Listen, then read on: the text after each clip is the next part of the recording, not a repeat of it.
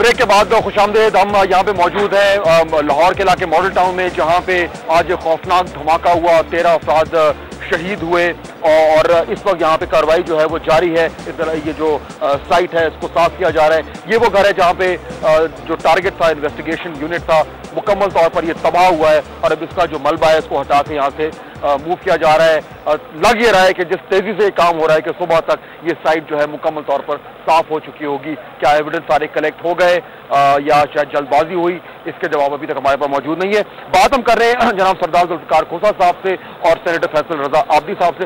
खोसा साहब, ब्रेक से पहले आपसे बात हो रही थी और ये आबदी साहब जो कह रहे थे कि ये जो सारे लाहौर में धमाके हो रहे हैं, पंजाब में भी हुए हैं, आपके घर पे जो है हमला हुआ था, तो उसमें ये बार बार इल्जाम आ रहा है कि नून लीग जो है वो दहशतगर्दी के खिलाफ जो मुहिम है उसमें सॉफ्ट है और आप उसका दिफा कर रहे थे। Please continue. देखिए, ये सिर्फ क्योंकि एक बाई इलेक्शन में एक सूबाई वजीर जिसका ताल्लुक मुस्लिम लीग नून से है, वो एक शख्सियत है जिनका असर है, जिन्होंने 2008 के फरवरी 2008 के इलेक्शन में हिस्सा लिया और उस वक्त यही गवर्नर उस वक्त डिक्टेटर की कैबिनेट का मेंबर था और बड़ा अहम मेंबर था। उस वक्त इनको तो नहीं रोका इलेक्शन कंटेस्ट करने से। उस वक्त तो बड़े नेक साफ आदमी थे। अब उस इलेक्शन में इन्होंने 40,000 के लगभग वोट हासिल किया है। उन्हीं वोट्स के लिए अगर हमारा वजीर वहां जाता है तो हम कलदम दहशतगर्द तंजीम का साथ दे रहे हैं। अगर परवेज मुशर्रफ की कैबिनेट इनको इस्तेमाल करती है और आजाद उम्मीदवार की हैसियत से इनको इलेक्शन लड़ने की इजाजत दी जाती है, तो ये सलमान तासीर साहब उस वक्त कसूरदार नहीं थे। अब भी ये बहैसियत गवर्नर, जिनका एक आईनी रोल है और जो इलेक्शन एक्टिविटीज में आइन के तहत ये नहीं हिस्सा ले सकते, लेकिन ये बहावलनगर गए हैं और इसी लुधियानवी साहब की तंजीम का एक आदमी है जो इनके साथ वहां इलेक्शन में स्टेज में बैठा हुआ है, उसके खिलाफ कोई बात नहीं करेंगे। अब वो न्यूज़पेपर में उठाया है वहां, और ख्याल में टीवी चैनल में उठाया होगा। अगर बहावलनगर के उस रिमोट एरिया में अगर कोई भी गए हो, हाँ, तो ये देखिए, ये एक वोट ब्लॉक है उनका, ये जो 2008 में भी उन्होंने वोट इस्तेमाल किए। आज अगर हम बाई इलेक्शन में उनका वोट मांग रहे हैं तो कौन सा वो ऐसा काम कर रहे हैं जो 2008 में नहीं हुआ। बिल्कुल। आबदी साहब, आप बताइए जरा कि ये गवर्नर के जलसों में कह रहे हैं बैठे हुए थे साथ। पहले तो मैं आपको एक बात बता दूं कि सीधा हाथ है सिपा साहबा और उल्टा हाथ है लश्कर जंगवी तहरीक तालिबान का, जो कि बगल बच्चा है अलकायदा की। पीपल्स पार्टी की क़यादत को बाकायदा निशाना बनाने में और मुख्तलिफ हमलों के अंदर ये मुलविस रहे और इन्हीं का तहरीक तालिबान का एक बयान जो है, स्टेटमेंट, वो आज भी रिकॉर्ड पर है कि हम नवाज शरीफ साहब की पार्टी और तहरीक इंसाफ और जमात इस्लामी की क़यादत के अलावा तमाम कायदीन को निशाना बनाएंगे।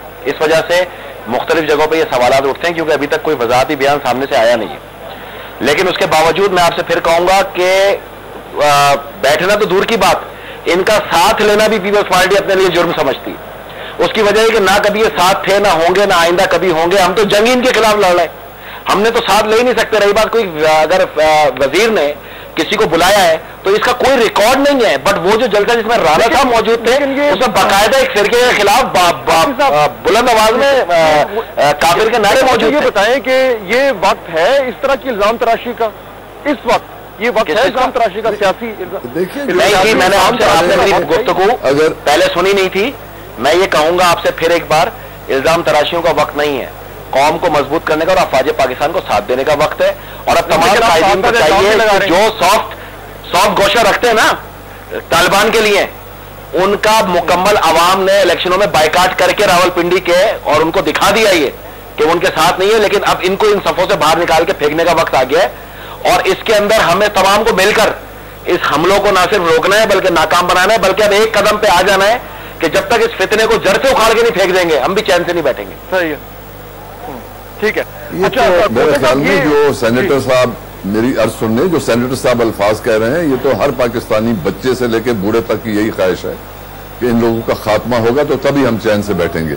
लेकिन देखिए, ये कह देना कि जिसका रिकॉर्ड नहीं है लिहाजा वो अमल हुआ ही नहीं है, वो minister for interior, minister of state for interior ने उन्हें अपने घर पे बुलाया खाने के लिए और ये कहते हैं कि इल्जाम नहीं लगाना चाहिए, तो खुद इल्जाम लगा रहे हैं, फिर कहते हैं कि हमें इल्जाम नहीं लगाना चाहिए।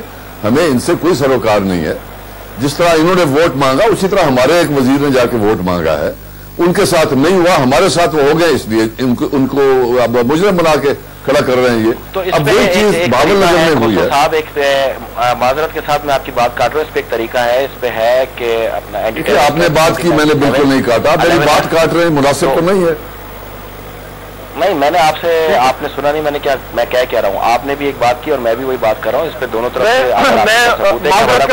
मिनिस्टर इन्वॉल्व है, मैं आप दोनों की बात काटूंगा क्योंकि हमारा ब्रेक का वक्त हो रहा है। अब्दी साहब, माजरत के साथ दोनों मेहमानों का मैं आपकी बात काटूंगा, ब्रेक का वक्त हो रहा है, ब्रेक लेंगे, उसके बाद वापस आएंगे, दोनों मौजूद मेहमान हमारे साथ मौजूद होंगे और इस डिस्कशन को कंक्लूजन की तरफ लेके चलेंगे। साथ रहेगा हमारे।